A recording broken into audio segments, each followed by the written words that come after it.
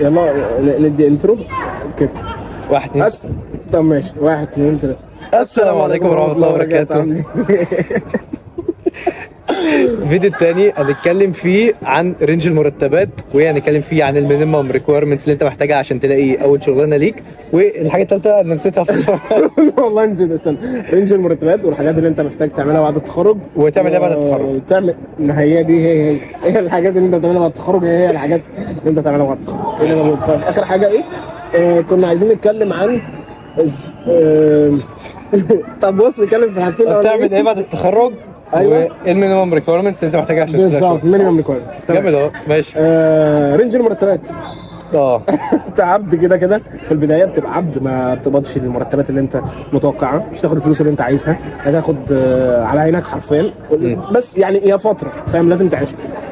بتبتدي من كام؟ الطبيعي بتتكلم في من 8 ل 12، ده للجونيور. بس انا نصيحتي ليك، وممكن استنى، وممكن تلاقي حاجات اعلى من كده بكتير، يعني هي مش ثابته، فاهم، هي مش ثابته. ممكن ربنا يرزقك بحاجه تبقى لسه اول شغلانه ليك، بس تلاقي نفسك واخد مثلا 20,000 30,000 بس ارقام. الستاندرد متعارف عليه في مصر، الشركات اللي هي العاديه اللي احنا عارفينها يعني بتتكلم من 8 ل 12. ممكن يزيد عن كده، ممكن يقل عن كده، بس نصيحتي ليك امسك في اول شغلانه، عشان بعد كده ده اللي بيحدد انت هتروح على فين. بالظبط، اول شغلانه يعني. بالظبط، امسك في اول شغلانه. يا عم انا اشتغلت ب 4000 وعادي والدنيا بتمشي، فاهم. كنت شغال نقاش يو اي، حرفيا بعدل في اليو اي. بس انا اعرف واحد صاحبي اسمه عمر اسامه. عمر اسامه ده هو عايش في العاشر من رمضان. شوت اوت. كان بيروح المعادي، بيشتغل في المعادي في شركه مش هنقول اسمها اول سيف، المهم ما علينا. المهم عمر اسامه كان بيروح المعادي، بيقبض كام؟ كان بيقبض 6000 جنيه. كان بيروح المعادي مشوار من المعادي لحد العاشر من رمضان، رايح جاي، كان بيدفع حوالي في الشهر 4000 وشويه. كان بيفتح النت من عنده. اسمع بس، غير ال 4000 وشويه، هو كان الباقي ده ما بيقضوش اكل حرفيا، يعني هو يفطر في الشغل او حاجه، ساعات كان مثلا ممكن يحتاج يتغدى لانه بيقعد ساعات كتير هناك وبتاع وكده، فما كانش الكلام ده بيقضيه. فوق ده كله بقى عمر اسامه عشان يرفع مثلا او يشتغل ويرفع ابلكيشن مثلا على الستور، او ينزل باكج مثلا من مفيش نت اي حاجه، كان بيحتاج يدفع اشتراك نت من موبايل هو عشان يلقط هوت سبوت من اللاب ويبدا ان هو يشتغل. فانت لازم هتقحرط في البدايه، ولازم هتعيش ايام. بس عشان تبقى فاهم برضه، ده مش ده الطبيعي، يعني مش بنقول لك ان انت تطلع تخش السوق هتلاقي ان ده اللي بيحصل. انت وحظك، انت ونصيبك اللي ربنا كاتبه لك هتلاقيه. في بصراحه في شركات محترمه فشخ، مش عارف في شركات محترمه فشخ، وفي شركات عادي تعاملك معامله العبيد. فانت سيستم نفسك ان انت تمسك اول شغلانه، واول شغلانه دي طالما مسكتها اتحطت في السي في بتاعك ان انت اشتغلت في الشركه الفلانيه، باذن الله هتوفر لك شغل احسن بعد كده. هي فتره ولازم تعيشها، يعني صح. انت مش هتعرف تهرب من الفتره دي. اول شغلانه هي فتره ولازم هتعيشها بحلوها بقى بمرها وهكذا. صح. النقطه الثانيه ايه اللي عايزين تعمل ايه بعد التخرج؟ النقطه دي حلوه. انت شويه ماشي. تعمل ايه بعد التخرج؟ ان انت ما تسيبش نفسك لحد بعد التخرج. انا طلعت بره الكادر، ماشي. ما تسيبش نفسك لحد ما تتخرج وبعد كده تشوف انا هعمل ايه بعد التخرج. انت من يعني انا كمهاب يعني بدات اذاكر من سنه ثالثه جامعه. بدات خلاص، انا خدت البيزكس الكويسه اللي انا اقدر اقف عليها. بعد كده اشوف بقى التكنولوجي اللي انا اتعلمها. فانا اخترت فلاتر، خدت كورس 4 شهور. بعد الكورس ال4 شهور بدات اعمل مشاريع مع نفسي. ما تنامش وتاخد الكورس وتدور على شغل، ما تعملش الكلام ده غلط.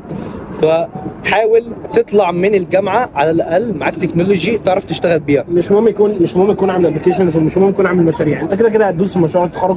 حتى لو انت اتدبست في مشروع التخرج بتعمل فيه حاجه مش هي الحاجه اللي انت هتكمل فيها بعد كده. يعني انا اعرف ناس مثلا هي بتذاكر فلاتر، بس في مشروع التخرج بتاعها بتعمل جزء اي كده، بتعمل موديل بسيط وبتاع. فدي مش مشكله، يعني انت تركز ان انت يبقى معاك التكنولوجي ذات نفسها، مش مهم تطبق عليها في خلال الجامعه. ولكن تتخرج من هنا انت كل اللي انت هتعمله ان انت تعمل مشاريع وتحطها في السي في بتاعك. وحته المشاريع دي بقى، عشان بشوف ناس كتير تروح تاخد كورس مثلا فلاتر او حاجه، ويبقى في الكورس ده الانستراكتور بيعمل ابلكيشن مثلا لنيوز اب، فيروح عامل النيوز اب ده حط ان هو بروجكت عمله في السي في. طب ما يا اسطى كل اللي زيك انت في كتير شبهك ومعروفه كل الناس كلها بتاخد نفس الكورس وبتعمل نفس البروجكت بتاع نيوز اب وتحطه في نفس السي في. فانتوا السي فيهات بتاعتكم كلها بقت واحد. فانت لا، يعني ده مش بروجكت انت تحطه في السي في، انت تبدا تعمل بروجكت ليك انت، يعني فكره انت تطلعها وتبدا ان انت تشتغل عليها يعني تعرف تفرق ما بين في بروجكتات تعلم ان انت تتعلم فيها بتمارس فيها ان انت تشتغل بايديك، وفي مشاريع بتتحط ان هي بروفيشنال تعرف تتقلك ان انت تنزل في شركه. فانت ابعد بقى برضه بصراحه عن الحاجات المشهوره. يعني نيوز اب، ابعد عن نيوز اب، ابعد عن التو دو. يعني خلاص يا جدعان الافكار دي اتحرقت. ابعد عن التو دو، ابعد عن اللهم صل على سيدنا محمد. الاي كوميرس برضه كتر نوعا ما. لا هو الاي كوميرس هو واحد من اهم الحاجات اللي انت لازم تعملها يعني، لان ده لان بتتعلم منه حاجات كتير قوي.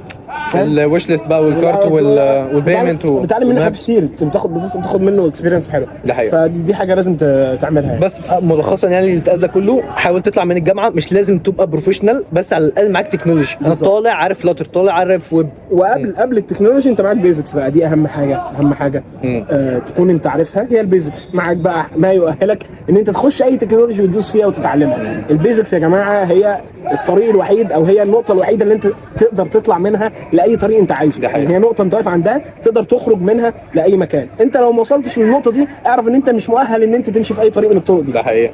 زي الشباب اللي بتخش في سنه اولى وثانيه جامعه، تيجي تكلمني تقول لك انا عايز مثلا هنكت الحته دي، ماشي. فاكر كلمني بس والله مش همنتش. يلا الشباب في اولى وثانيه ما ينفعش تدور على شغل من دلوقتي او تدور على تكنولوجيا من دلوقتي وانت لسه ما اتعلمتش اصلا. خد البيزكس بتاعت الاو بي، داتا ستراكشر، الالجوريزم، في ديزاين برنسبل، ما اعرفش بقى المواد بتاعت الجامعه اهتم بيها، لان دي لو انت عطلت في فلاتر خلاص انت فلاتر قفلت معاك، تعرف تخش في اي كارير تاني تعرف تأدي فيه. فالبيزكس القويه تعرف تدخلك في اي مجال. هتلاقي هنا حاجات انت يعني لازم تكون عارفها، لازم تكون عارف يعني عارف لغه برمجه، عارف الكونسبتس بتاعت البرمجه، عارف ان في اف ستيتمنت، عارف ان في فور لوب ممكن تعملها، عارف ان في كونديشنز، عارف ان في مش عارف ايه او بيطلع بالليفل. لازم تبقى عارف يعني ايه كلاس، يعني ايه اوبجكت، يعني ايه انهيرتنس، يعني ايه بوليمورفيزم، يعني ايه انكابسوليشن، يعني ايه ابستراكشن، يعني ايه الحاجات دي كلها. تطلع من الاو بي والحاجات دي كلها لازم تبقى عارف شويه داتا ستراكشرز كده. انت فاهم، تبقى فاهم فكره الداتا ستراكشرز، مش ان انت هتستخدمها او هتطبقها في بروجكت ليك. انت مش هتحتاج الكلام ده قوي في ظل التقدم التكنولوجي الرهيب اللي بقى موجود في لغات البرمجه والفريم وركس دلوقتي. انا اخر مره استخدمت لينكد است كان في ثالثه كليه، فاهم؟ فانت مش هتحتاج ده قوي في الشغل، ولكن تبقى عارف ده بيتعمل ازاي، فاهم الفكره وراها، عارف هي ايه الفكره. انت فاهم، بتعرف تفكر برضو يعني. لو عطلت في حاجه، طب انا كان عندي لينكد ليست بتعمل كذا، طب انا استخدم ستاك ولا استخدم يعني نوعا ما طريقه تفكير. يعني الفكره هي وراها طريقه تفكير، مش بالزبط كتابه كود او حاجه نهائيه. يعني فاصل اعلاني ونرجع تاني. السلام عليكم ورحمه الله. بعد ما عرفت الداتا ستراكشر محتاج تعرف لك حبه الجوريزمز كده، محتاج تعرف السورتنج الجوريزم عامله ازاي، ايه الفرق ما بين الميرج سورت والكويك سورت والحاجات دي. انا مش بقول لك لازم يعني تعرف تمبلمنت ده من الصفر، لا، بس تبقى عارف الفكره ورا ده. انت كل الحاجات دي، كل الداتا ستراكشرز والالجوريزمز لو انت فهمت فكرتها بس مش هتاخد اسبوعين يا اسطى، فاهم؟ اسبوعين بس هتفهم الفكره. انا مش عايزك تروح تعمل لينكد ليست، ومش عايزك تروح تطبق الميرج سورت، عايزك بس تفهم الفكره وراه، تفهم الكونسبت في حد ذاته. عارف الشباب كلها واخده انترفيو ان هو انا اذاكر ده عشان اخش الانترفيو. لا، الموضوع مش كده. الموضوع ان انت لما بتتزنق في البروجكت بتاعك وفي موقف محتاج ان انت تفكر، تبدا بقى ترجع بقى تجيب البيزكس بتاعتك. طب ما انا لو عملت سنجلتون مثلا واروح ابعت اوبجكت هناك، طب ما انا كده بقى مش عارف فعلا بتنمي عندك قدره التفكير بالظبط. يعني، فاهم؟ فبعد ما خلصت الحاجات دي، المهم في عندك حبه حاجات ممكن نقول عليهم ادفانسد سي كده نوعا ما. محتاج مثلا تذاكر حبه ديزاين برنسبلز زي ما مهاب قال، محتاج تعرف سوليد كيس، يعني الحاجات دي كلها. محتاج تعرف برضه حبه، يفضل تعرف اول لما تيجي تمسك تكنولوجي يعني تبدا تعرف بقى حبه ديزاين باترنز كده بساط يعني يمشوك يعني. دي الحاجات البيزكس اللي هي لازم تكون عند اي واحد داخل مجال برمجه وعايز يقبض فلوس من المجال ده وعايز يشتغل وعايز يعمل كارير. فملخصا عشان الشباب اللي تايهه، انت في اولى وثانيه ما تدورش على شغل او ما تدورش على تكنولوجي تشتغل بيها. خد البيزكس، ذاكر كويس واهتم بمذاكرتك، اهتم بالجامعه في الفتره دي. بعد يعني انا من نصيحتي، انا من اول سنه ثالثه ابدا بقى شوف الفريم ورك اللي انت عايز تشتغل بيه، سواء بقى فلاتر، سواء ويب، سواء باك اند، سواء ايا كان، ودوس فيه. تقعد لك فتره كده في ثالثه كده ولا حاجه، بتذاكر الفريم ورك كويس وتفهم الحاجات اللي وراها. كان لقيت مشروع التخرج بتاعك هتستخدم فيه الفريم ورك، دي حاجه كويسه جدا جدا جدا. ودي حاجه من الاسباب اللي انا اتعلم المجال ده، يعني ان حاجه ساعدتني في ان انا اجرب حاجات كتير وافهم حاجات كتير. ما حالفكش الحظ ان انت ما عرفتش تسلك مشروع التخرج بتاعك وتستخدم التكنولوجي اللي انت بتتعلمها. دوس في اي حاجه، وفي نفس الوقت فضي نفسك ساعتين في اليوم كده ولا حاجه، هتطبق فيهم حبه حاجات على الفريم ورك بتاعك. والهدف الاساسي تطلع من الجامعه معاك حاجه تعرف تشتغل بيها. شكرا. بس طيب النقطه الثالثه اللي كنا عايزين مينيمم ريكويرمنت. احنا اتكلمنا على دي خلاص كده. اتكلمنا على المينيمم ريكويرمنت. تعمل ايه بعد التخرج؟ تعمل ايه بعد التخرج؟ ما وصلناش لحته التخرج دي. بعد التخرج؟ مشاريع. هو انت هتعمل مشاريع، احنا اتكلمنا عن نقطه المشاريع. ما كلمنا بس مشاريع، وحاول تظهر نفسك بقدر كافي، يعني ان انت تبان وسط الكوميونتي. تلاحظ ان المعضله فين؟ ان انت في زيك كتير قوي قوي قوي، كلهم متعلمين في كلهم عارفين نفس اللي انت عارفه، كلهم واخدين نفس الكورس، نفس الابلكيشنز اللي انت بتعملها. وخد بالك ففي كتير زيك. دي مش حاجه وحشه. انا برضو ما انا كنت واخد كورس وكنت حاطط الابلكيشنز دي، بس حصل لي ده ايه؟ ان انا ما كنتش لاقي شغل، بجد ما كنتش لاقي شغل. بس لما طورت من نفسي وعملت مشاريع وكل الحاجات دي موجوده، انا شلت المشاريع القديمه كلها بتاعت التعلم دي، رميتها بره السي في وحطيت المشاريع بتاعتي انا.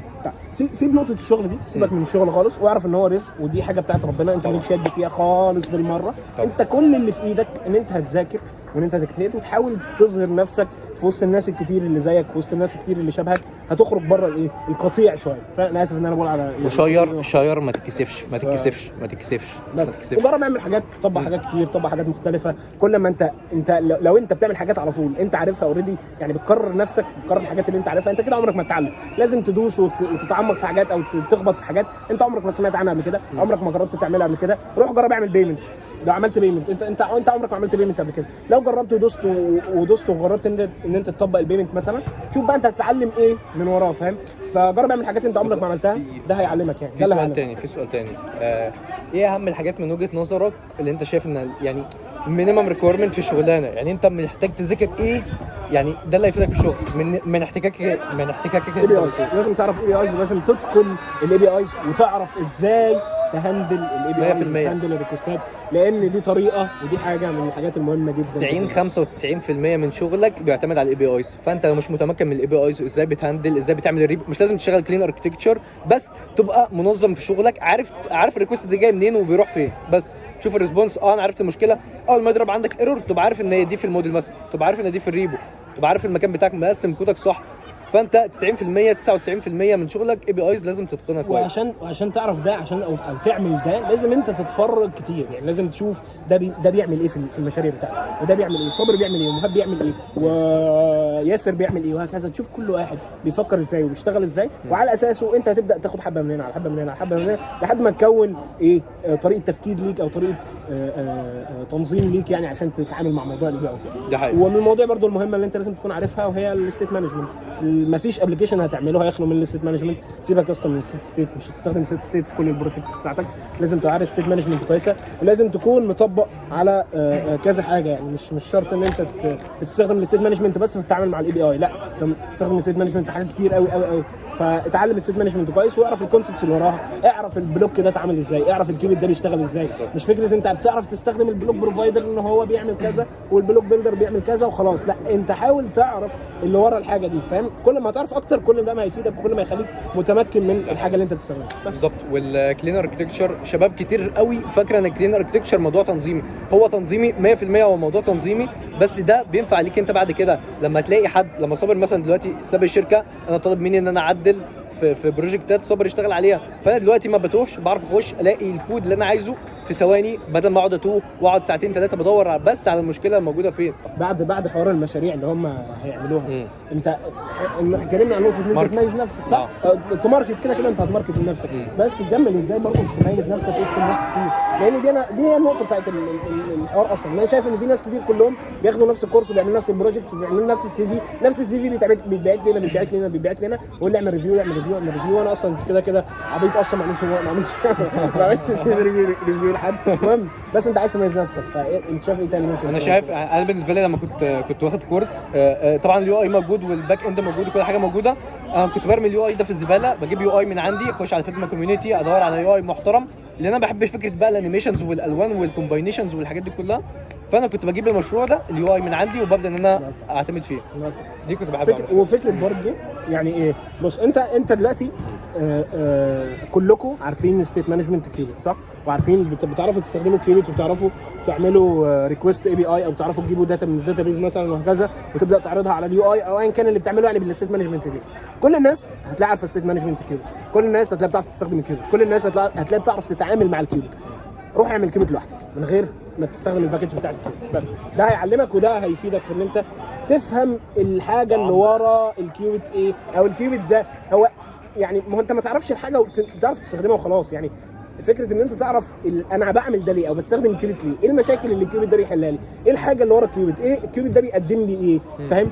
ولما تعرف ده جرب انت بقى مع نفسك تحاول تفهم الاركتكتشر بتاع الكيوبيت ده، هو ازاي عملوا ده وازاي بيعملوا ده وازاي ده بيشتغل وازاي ده بيشتغل، فكره الستريمز والحاجات دي كلها. بس خلاص ده انا كده تمام. ان انت تفهم الكونسبتس او الحاجات اللي ورا التكنولوجي او الحاجه اللي انت بتستخدمها، ده هيميزك عن الباقي، لانك انت هتبقى فاهم دي معموله ليه ودي معموله ليه ودي معموله ليه، وصدقني ده اثر معايا انا وده فادني كتير قوي. ده حقيقي. انت هتمشي تعمق يا اسطى. يلا استنى